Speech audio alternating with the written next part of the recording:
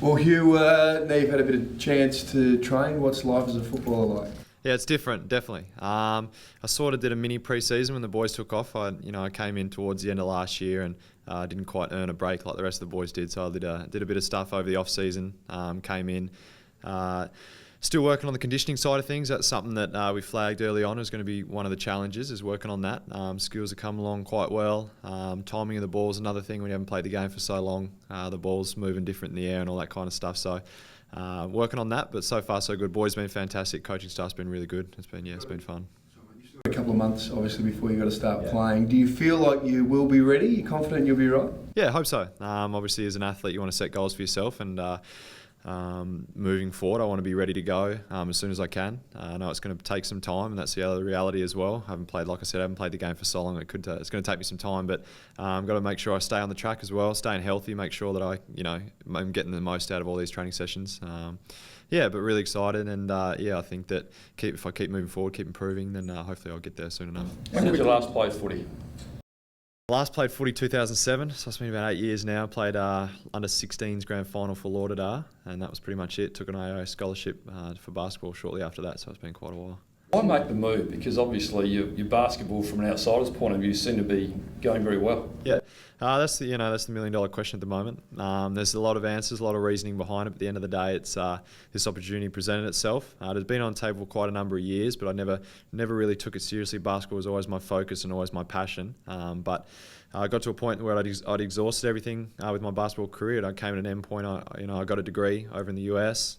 Came back to Australia. Obviously had an awesome opportunity in Perth.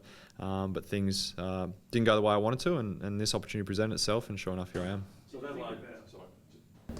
Did you think about leaving footy on the shelf just for one more year and maybe having a crack at the Olympics? Was that a carrot at all? Yes, yeah.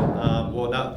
I mean, footy was always in the back of my mind. I never really thought I would take the offers seriously. Obviously, I listened to what they had to say, but I made it clear that basketball was what I was going to do, and ended up after college, signing with Perth and continuing on that path. I came back to Australia for a reason. I could have gone to Europe, I could have gone other places, but after the NBA didn't work out, I came back to Australia really trying to put my foot in the door with the Olympic stuff. And the qualification stuff didn't make the side initially, so it was going to be really, really hard for me to make the Olympics the following year, so I pulled the trigger with the footy stuff. Since you made the decision to switch, have you had occasion to think, oh God, I might have made an error here? No, not at all. Like I said, I exhausted everything in basketball. When I was waking up, it was becoming a chore. I knew it was time to do something different. My goal as an athlete, and as any athlete, is to play at the highest level in your chosen sport. And once I felt those doors were closing with basketball, they opened up again here with the footy thing. Obviously, training here in an AFL environment, the goals and aspirations of playing at the highest level in Australia of AFL. So that was the reasoning behind it. So do you feel refreshed?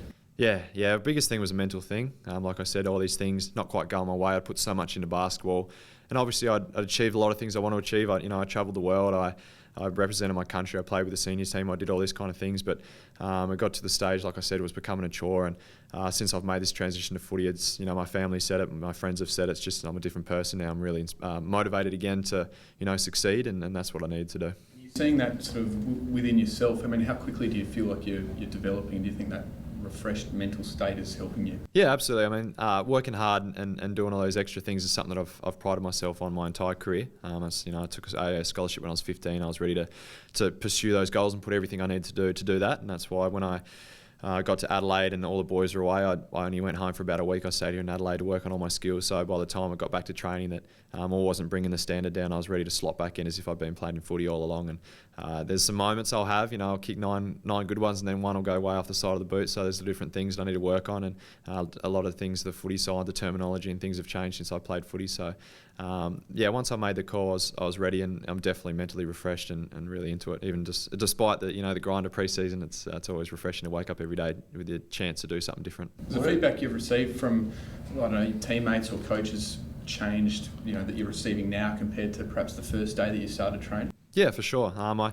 put on a bit of size over the off season to prepare for the physical side of footy. That was the other thing that I was going to have to adapt to. Obviously, basketball being a non-contact sport, it is physical, but obviously footy is a different ball game. So that was one thing that I needed to work on. Came back stronger and skills as well. When I got here, my drop was a little bit off, so I worked on that.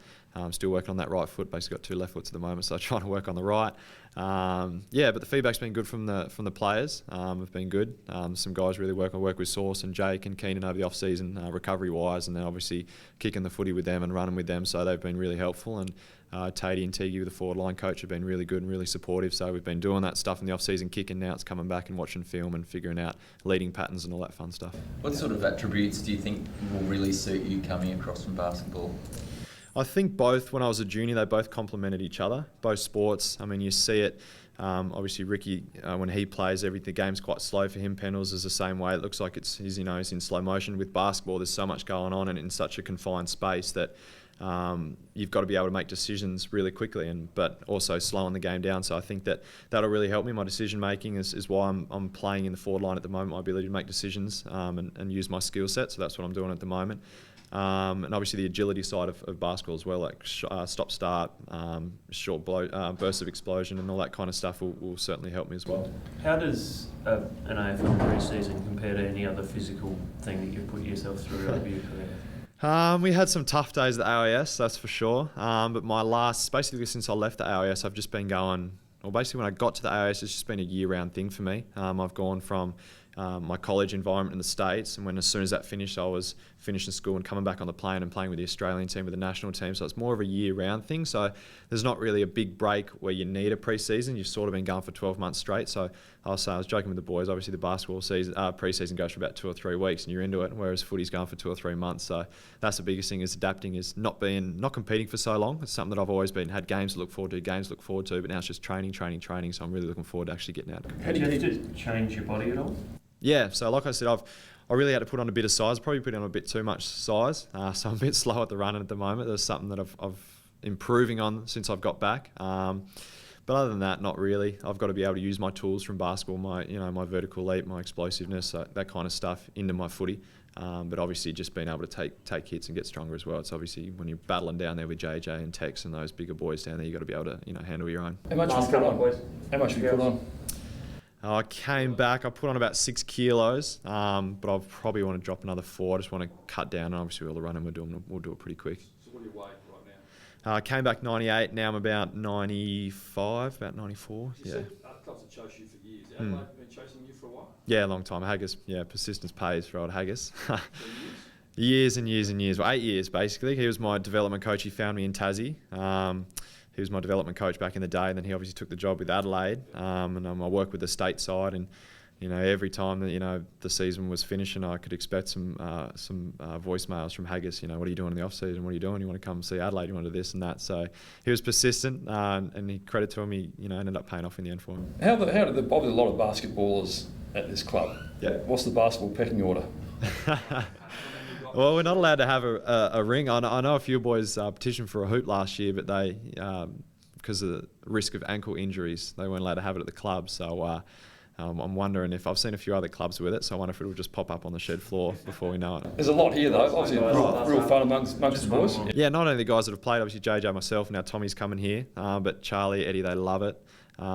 Tex obviously played a bit back in the day. Apparently, that took me by surprise. They all love basketball. They always talk about the NBA. They want to talk about that with me more than they want to talk about footy. So, and the other way, I want to talk about footy and learn all that kind of stuff. So, it's good fun. Can you play a senior game in 2016?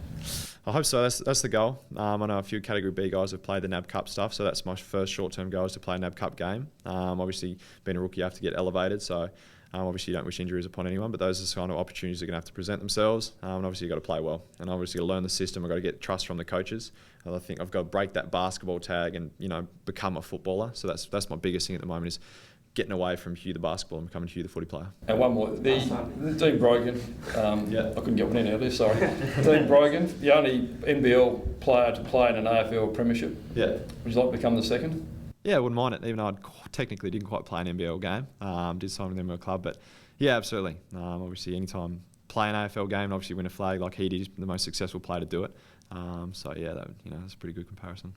Thank you. Cheers, guys. Thank you for charity. Well spoken. Yeah, that was the original plan. I did grow my hair for charity, and then I became quite attached to it, if you could say. So it's still here. Yeah. Breast cancer. So I started my own breast cancer foundation fundraiser in Albuquerque, New Mexico, where I was based, and we raised about $75,000 for charity for the local hospitals. So patient care, early detection, facilities, all that kind of stuff. So it's something I'm very, very passionate about. Any reasons behind that, or? Yes, my mum was first diagnosed with breast cancer in 2009. Went away for about a year, and then she was diagnosed. She got terminal breast cancer now, so something that we had to live with every day. And she was obviously the inspiration for me to continue to perform and play at a highest level to inspire her, and obviously because she inspires us as a family.